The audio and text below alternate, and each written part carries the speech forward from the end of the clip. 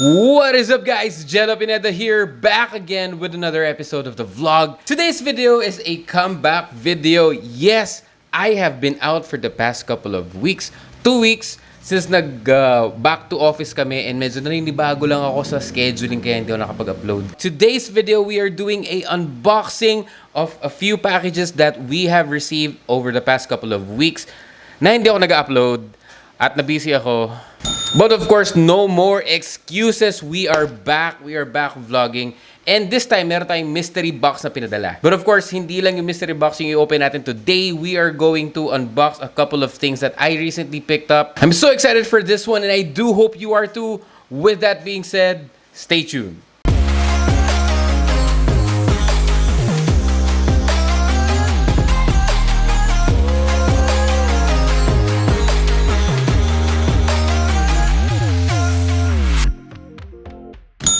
Thank you so much for checking on this video today, guys, and I do hope you guys are having a wonderful day. Kung bago ka dito, consider subscribing to my YouTube channel for more videos just like this. And kung matagal ka na rito, tol, thank you so much for sticking with me. And yes, eto na sila. Eto na ang ating mga i-unbox ngayong pagbabalik natin. Okay, and so the fun begins. Iuhuli natin to. Meron tayong announcement dito sa mystery box na to. So we're just gonna put that aside. Okay, so meron din tayong mga box. We have a sneaker pickup. And lagyan natin yan. And of course, I do hope you guys okay lang kayo lahat. Anyways, basta mag-ingat tayo lagi. And di natin alam kung ano yung mga next na bagyo na paparating sa Pilipinas. So, man, Crocs gaming muna tayo lahat. Alright, so I'm very excited for this one. Ito ang una natin binili. Nakabili ko lang to sa Shopee. And actually, nakabili na ako ng ganito before.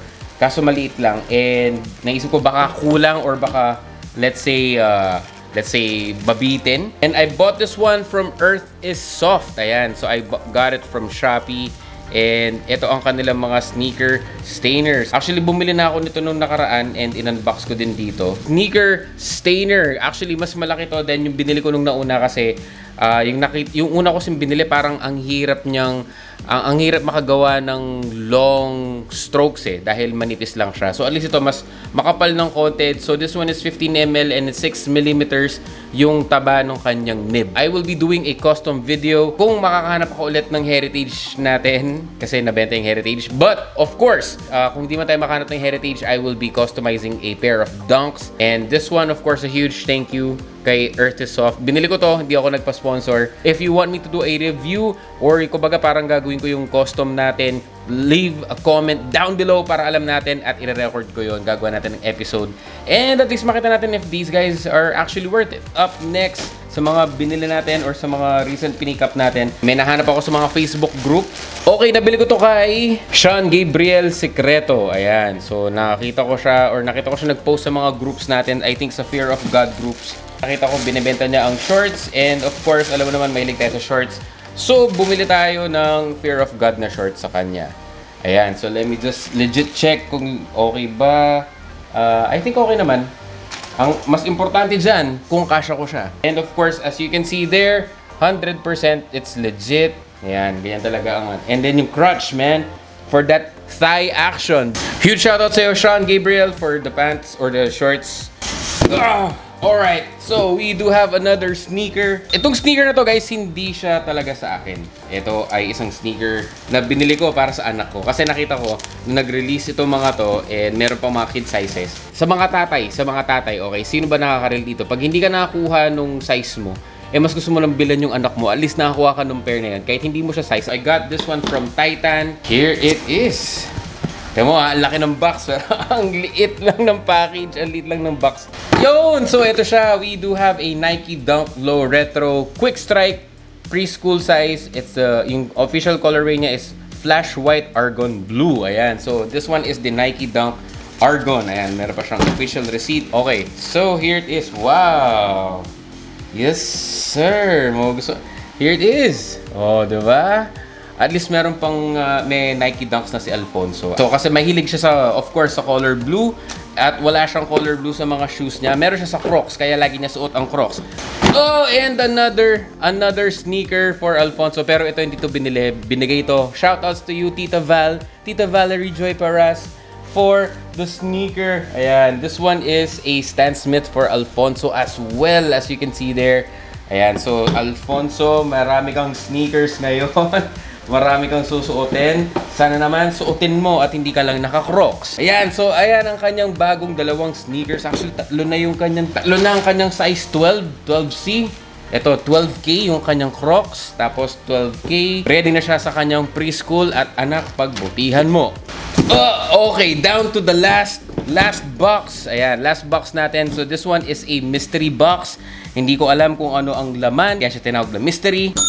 And of course, this was sent over by Street Couture. And huge shout out to you, Street Couture, for sending this one. And let's see kung ano ang pinadala niya.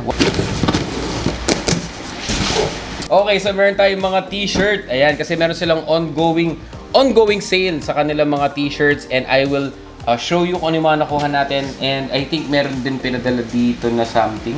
So these mystery boxes are actually on sale right now. We are bringing back our mystery pouch or mystery box. 1,499 pesos mystery box for sizes large and XL is available. You will receive 4 shirts worth 2,200 to 4,000 pesos.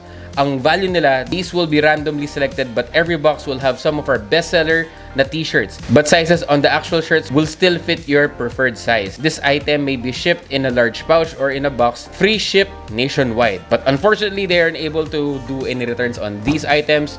So yeah, limited time offer only. And let's see. Okay, so meron tayong extra large. Ayan, Street Couture extra large worldwide. Ayan, let's see kung extra large nga sila. And this one is a Aladdin t-shirt. Ayan, Aladdin na AOP, bro. In fairness, print niya medyo, alam mo yun, yung very good print. Makikita mo si Genie, si Aladdin, si Jasmine. So they can show you the world. Okay, oh man, ito yung sa mga gusto ko sa kanila. Ito ang gusto ko sa kanila, guys. This one is a Jordan Clarkson t-shirt. Ayan, not that I'm a fan of Jordan Clarkson that much, but syempre, of course, Filipino pride. Bro, Jordan Clarkson, we have XL on the tag, Street Couture over there. And ang maganda dito yung washed. I like it kasi washed ang kanyang shirt. Alam mo naman, for that vintage vibe, vintage feel. So, ito siya. Overall, ang ganda. And ayan ang kanyang print. Gilas, Pilipinas, Jordan Clarkson. As in talagang washed, fade. Guys, this one is worth picking up, I'm telling you. Medyo makapal na print, of course. Pero maganda dyan, hindi yan mabubura. Iaalis si Jordan Clarkson sa t-shirt mo. Nahin ko nasa baba.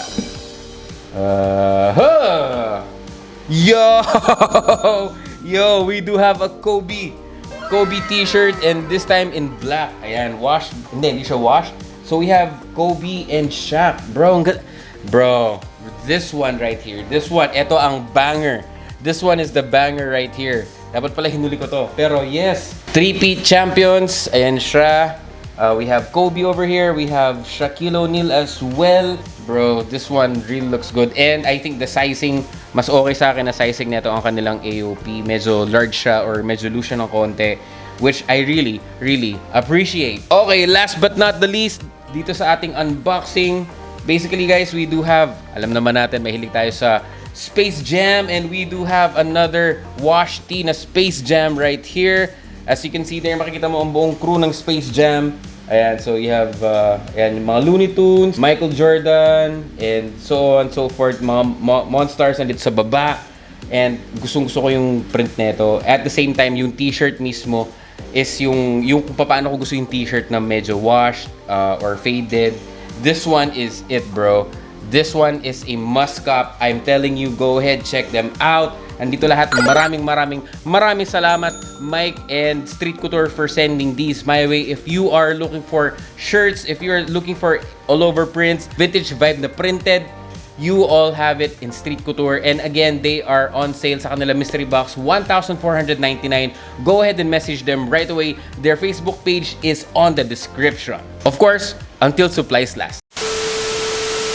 So actually, di niya pinadala yung form regarding yung Pampanga Sneaker Con that's happening this October. Pero kahit di niya pinadala, okay lang. I-announce ko na lang din. Guys, merong upcoming Sneaker Con Pampanga this October. Go ahead, check out the details. Nasa Facebook page ni Street Couture yan. If you are a seller, if you are, an independent reseller, go ahead, check it out para at least magkaroon ko ng opportunity na magkaroon ng booth. Prices, of course, hindi ko sure. Ayoko na lang i-discuss dito. Mas maganda dumiretso na kayo kay Mike para alam nyo kung magkano yung fee kapag ikaw ay mag-booth sa Pampanga Sneaker Con. And for those who are asking, hindi yun yung sinasabi ko previously sa iba kong vlogs. That's gonna be a different event. But of course, supportahan natin to. Let's bring sneaker community closer together dito sa Pampanga. Alright, so there you have it. That is gonna be it for our video for today. And I do hope na nagustuhan mo yung video na to. Consider subscribing to my YouTube channel if you want more unboxing videos just like this. Kung matagal ka na rito, tol, thank you so much for sticking with me. That's gonna be it for now. Maraming salamat and I will see you on the next one. Peace, guys.